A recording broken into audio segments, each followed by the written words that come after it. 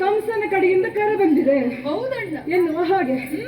ಹೌದು, ಹೋಗಬೇಕು, ಹೋಗುವುದೆಲ್ಲ ಸರಿ, ಆದರೆ ಬರಿಗೈಯಲ್ಲಿ ಹೋಗುವುದು ಆಗುವುದಿಲ್ಲ. ರೂಢಿಯಲ್ಲಿ ಒಂದು ಮಾತಿದೆ, ಏನದು?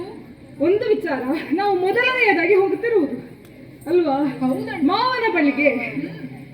ಇನ್ನು ಅದಕ್ಕೆ ಅವಕಾಶ ಸಿಗ್ತದ ಇಲ್ವೋ ಗೊತ್ತಿಲ್ಲ, ಆದರೆ ಒಂದು ಮಾತುಂಟಲ್ಲ, ಮೊದಲ ಬಾರಿ ಹೋಗುವಾಗ ಬರೀ ಕೈಯಲ್ಲೇ ಹೋಗಬಾರದು. ಇದರ ಬಗ್ಗೆ ನಾನು ಆಲೋಚನೆಯನ್ನೇ ಮಾಡಲಿಲ್ಲ ಅಲ್ವಾ.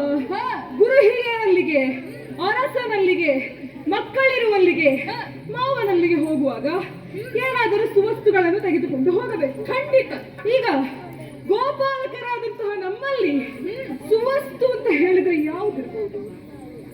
ಹಾಲಿನ ಪದಾರ್ಥಗಳು. ಗಾವೋ ವಿಶ್ವಸ್ಸ ಮಾತರಹ. ದನದಿಂದ ಕರೆದಂತಹ ಹಾಲು, ಹಾಲಿನಿಂದ ಮಾಡಿದಂತಹ ಮೊಸರು, ಮೊಸರಿನಿಂದ ಕಡಿದ ಬೆಣ್ಣೆ, ಅದರಿಂದ ಮಾಡಿದ ತುಪ್ಪ ಎಲ್ಲವೂ ಇದೆ ಅಲ್ಲ. ಹೌದು. ಎಲ್ಲವನ್ನು ಭಾಂಡದಲ್ಲಿ ಹಾಕಿ ಶಕಟದಲ್ಲಿ ಕಟ್ಟಿ ಪ್ರಾತಃ ಕಾಲವೇ ಎದ್ದು ಗೆಳೆಯರ ಜೊತೆಗೆ ಹೊರಡುವ.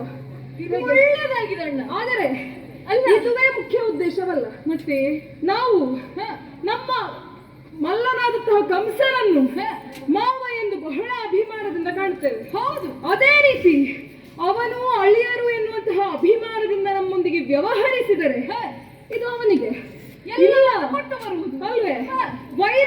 ವೈರತ್ವವನ್ನು ಸಾಧಿಸಿದಂತಾದರೆ ವೈರಿಗಳ ಮನೆಯಲ್ಲಿ ಉಣ್ಣಬಾರದು. ಖಂಡಿತ ಅಲ್ವಾ?